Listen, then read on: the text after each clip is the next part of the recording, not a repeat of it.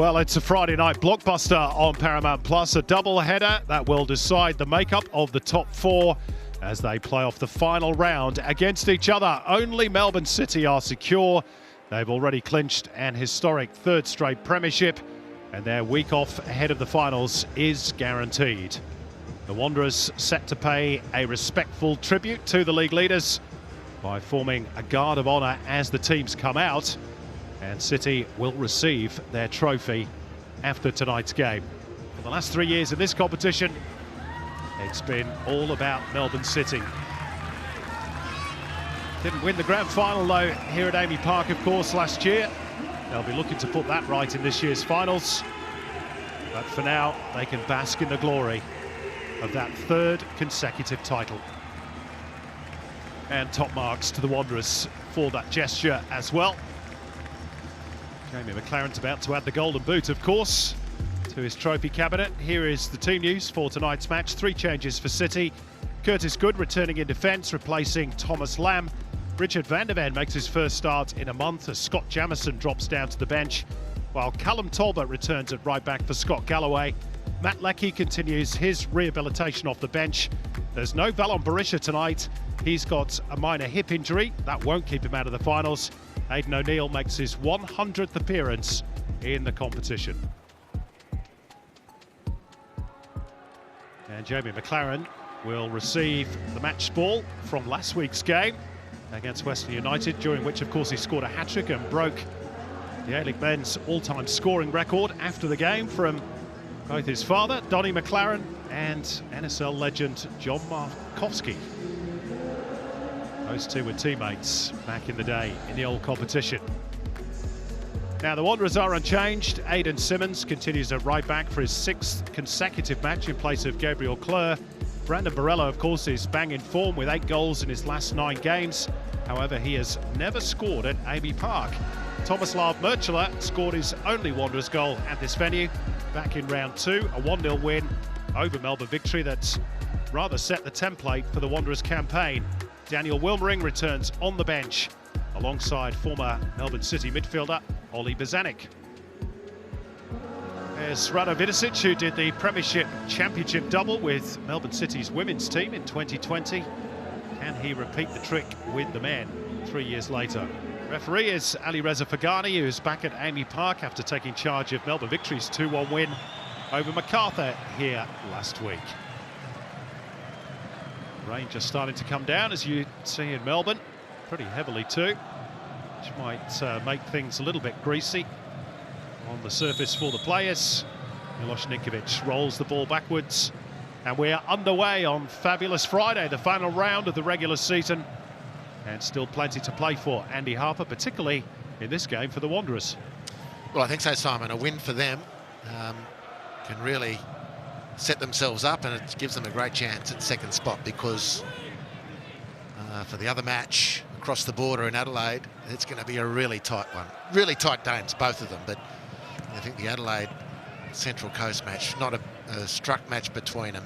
Maybe the Wanderers, on the back of their excellent form last week, might catch Melbourne City in a Premier's Plate glow. Might have some opportunity there. Might be an opportunity brewing here for Borello. He has to turn back out, and it came heavy off Amor Layuni. Western Sydney Wanderers' 300th game in the competition tonight. They haven't beaten Melbourne City at Amy Park since November 2015. It's a gap of over 7 years. Tonight would be a very good time to put down a marker ahead of the finals. Van der Ven works it out for Tilio. Trying to get away from Simmons. A little bit of contact, but not enough.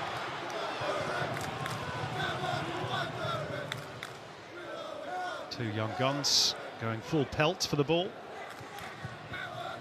And the Wanderers safely out. Traore. Came a little bit heavy though off the fullback, and the boot's got a foot in. Now with Talbot. Left that ball a bit short for O'Neill.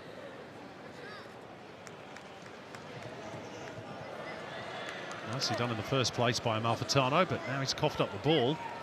And City will come forward through O'Neill. Little touch by McLaren in the box, building nicely. O'Neill and Tilio. And pushed away by Lawrence Thomas for a corner. That's really good interplay, wasn't it? Western Sydney Wanderers with one of the better defences in the league. But even they were caught ball watching and getting turned inside out. The ball ended up at Tilio's right foot, not the most lethal weapon in his arsenal, but still it was good enough to test Lawrence Thomas, who himself was good enough to see the ball away. Now Talbot. Wanderers putting pressure on themselves with that loose turnover, but they've won the ball back here. And Borrello is so strong, and he's going to go for goal here. Oh, and he almost caught Tom Glover out, who has a little wag of the finger and a smile on the face as well. Well, he can turn around and say, no, Brandon, don't try that. But I tell you what, another half yard in the air, and Tom's smile mightn't have been so profound. He covered his ground really well, Tommy Glover. Great effort, Borrello. And as the Wanderers are setting up for these counter-attacking moments, firstly on that, just look at how many steps it took Borrello to actually change direction. This is the factor of the playing surface, but that is just such a fantastic and impudent effort. O'Neill going to float it back post. Berenguer scooped away by Marcelo. Talbot had a little look, knew exactly where Borrello was. City are back on the front foot again. Berenguer. Now, so a bit of contact there. Ali Reza Fagani had a think about it and points to the spot. Morgan Schneiderlin looks nonplussed, but Melbourne City have a penalty.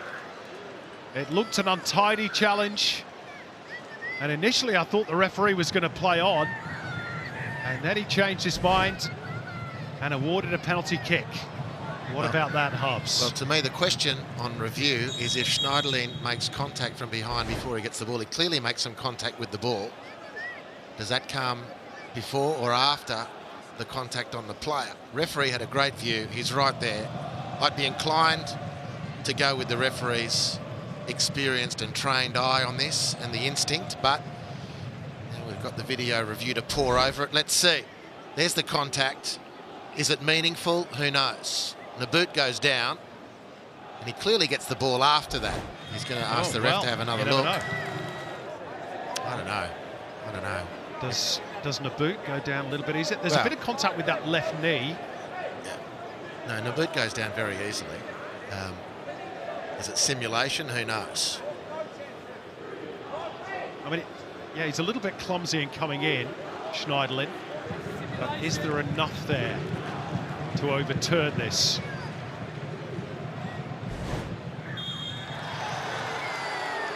No penalty.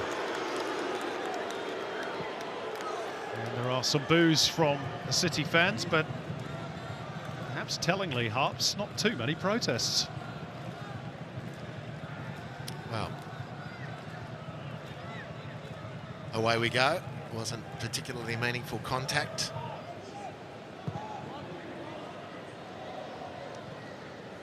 Nice touch by Simmons. He'll continue his run down that right-hand side. Layuni almost lost his feet, but he's not lost the ball. And threads it through. It's Brandon Borrello! Yet again, the Wanderers strike with half-time approaching. And it's lucky 13 for the season for Brandon Borrello. What a campaign he's having. And he's scored for the 4th consecutive match. Perhaps against the run of play, but the Wanderers won't care.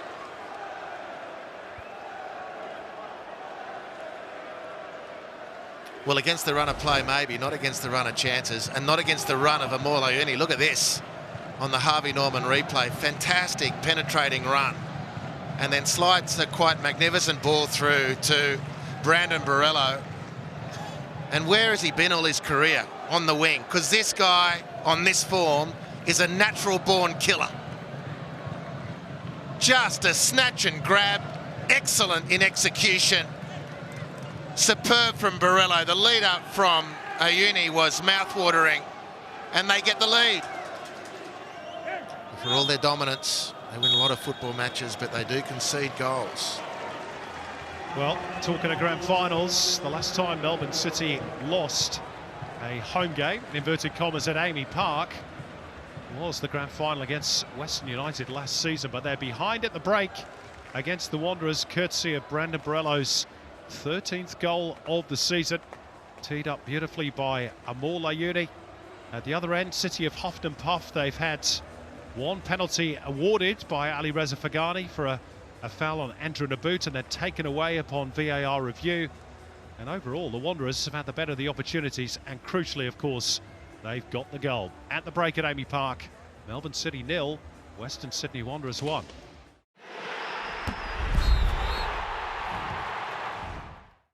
If Lawrence Thomas can keep a clean sheet, and the Wanderers will have 3 wins in a row in this competition for the first time since March 2021. And maybe, who knows, second spot as well. All to be revealed in the next 45 minutes. Melbourne City getting the ball back rolling. And the Premiers won't give up that unbeaten home record without a fight, Andy Harper. Too right, Simon. Too right. I mean, there's 45 minutes. It's been... This game has been a really cagey one, with some moments of brilliance from the Wanderers, fleeting, one of them good enough to separate the teams. Melbourne City looking very dominant. You can see goals in them as well. And then, of course, what's happening? West at Adelaide was a half-time scoreline which favoured the Mariners by 2, which caught a lot of people by surprise, but it sets the whole thing up again brilliantly. Laurent Berenguer, the recipient of a fairly hefty whack there by his compatriot. Oof. Yeah, that knocks the stuffing out of you, right on the small of the back. Sacre bleu. But for now, it's Melbourne City on the charge through Aidan O'Neill. 2 players to his left. Geordie Boss smacks the upright. Lawrence Thomas beaten. Still there for Van der Ven. City looking to start the second half with a flourish, and they came mighty close to the equaliser, thanks to Jordan Boss. Here's O'Neill going around the outside, the cutback. Berenguer, he and Van der Ven get in each other's way. They're looking for McLaren. Here is McLaren, and then O'Neill and Berenguer. It's like pinball in there. Boss again, and Traore slides it clear for now. The Wanderers camped in their own penalty box. Great pressure by the Premiers. Flicked through by Tilio, and Thomas again to deny Melbourne City an equaliser. Well, the wake-up call for the Western Sydney Wanderers, if they needed one. This is the first. Boss to the post, but the pressure kept coming, and Marco Tilio really set up both attacks. Aidan O'Neill, the man denied by that flying save by Lawrence Thomas. Looking for his 11th clean sheet of the season. Strikers win your games, defences can win your championships. And the Wanderers have got the best of the lots in terms of the numbers. Here goes Tilio though. Still Tilio, still! Nothing Lawrence Thomas could do about that one. Marco Tilio with the equaliser. The boy from Sydney putting a dent into the Wanderers' top 2 hopes as the City fans celebrate. And they have been knocking on the door for the last few minutes. Well, he's an excellent dribbler, is Marco Tilio, and he's got great speed. Look at him get rid of his former Sydney FC teammate on the Harvey Norman replay in the shape of Callum Neuenhoff, one of the season's best players. Excellent first touch. Nice angle on the pass from Nuno Reis as well, and then his feet are too sharp, the steps are too short, his ability to change direction is too clinical, and then the finish was unerring. City to run clear. O'Neill gets away from Marcelo. Must have thought about dragging him down and thought better of it. The boot. City right in their groove now. Berenguer. The boots. Nobody's tracked the run of Berenguer, and McLaren quite have the direction or the power to get past Thomas. Yeah, just slightly behind him, but you know, in these opening moments of the second half, we see the attacking threat. Firstly, the dribbling of Tilio to score that goal, and secondly, the sheer brute force and power of Aidan O'Neill from deep in his own half to carry the ball a fair 50 metres. And Melbourne City will make their latest change, which will see Scott Jamieson introduced at the expense of Aidan O'Neill. He's had another good outing in the hearts of the City midfield. Maybe on his way to Europe next season. We shall see. Scott Jamieson is on, takes over the skipper's armband. Playing in a midfield role these days. He's played in a few different positions. Bozanic for the Wanderers.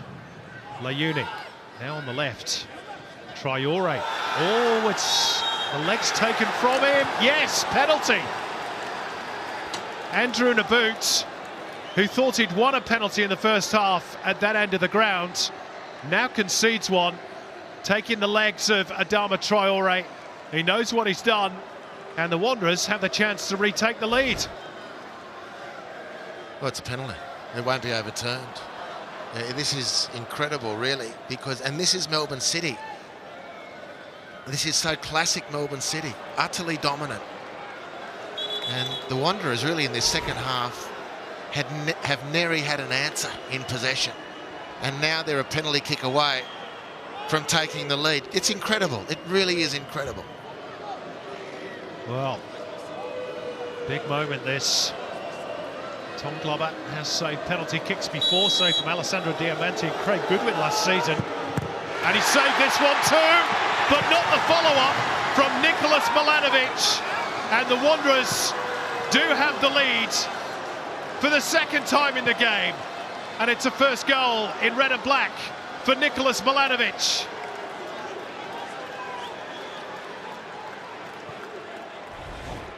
Well, Glover's been in great form. He saves the penalty. It was a pretty bland effort from Brandon Borrello, as we can see on the Harvey Norman replay. But Milanovic, look at the anticipation, the hunger of the youngster.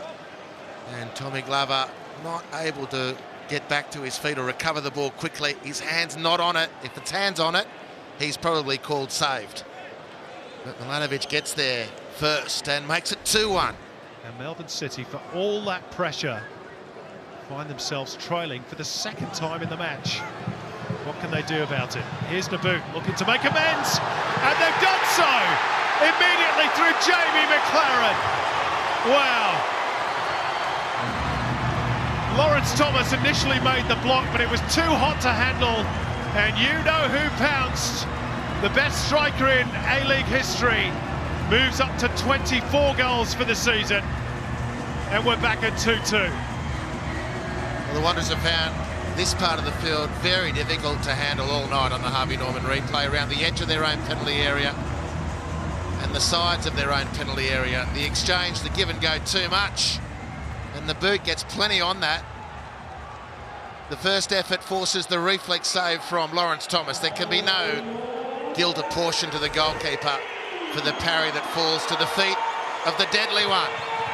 The J-Mac, 2-2. It's a handy release from Jamieson, and Tilio is bundled down by Aidan Simmons. Another penalty. I don't believe this. The two just collided into each other, and Simmons is adjudged to have committed the foul. Not too many complaints, and City have a spot kick. Well, no one's been able to get a grip on Marco Tilio all night, and Aidan Simmons tries literally to get a grip on him, and he gets his feet all entangled. It's a clear penalty. And a great save by Lawrence Thomas. That is absolutely top draw, because Nabbout hit that with real venom, and Lawrence Thomas flew down to his right. That is a brilliant penalty save. Oh, mate, that is world class from Lawrence Thomas. Oh, that's an amazing save from Lawrence Thomas. Well, what next, Hubs? Well, the more you see it, the more you admire it. The Wanderers have committed some numbers forward, and City could profit from that. Here's Tilio, this to win it. Surely has done. Marco Tilio, 2 goals on the night. Reward for a scintillating second half display. And Melbourne City, the premiers, look like they're going to end the regular season where they began, on top and as winners.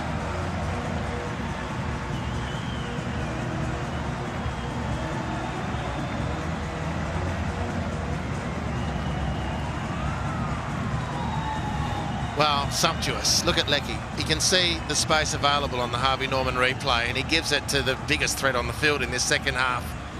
And this is the advantage of the taunting he's been doing all night. The Wanderers defenders just backed off. No one was game to go and get themselves tucked up by Marco Tilio. And he controls the ball, carries it into the penalty area, and really without a lot of pressure on him from any defenders. He finds the back of the net. Quite a superb performance from the Socceroo in this second half. Is there time for the Wanderers to have one last attack? Might break here for Bozanic! And it was that close to 3-3.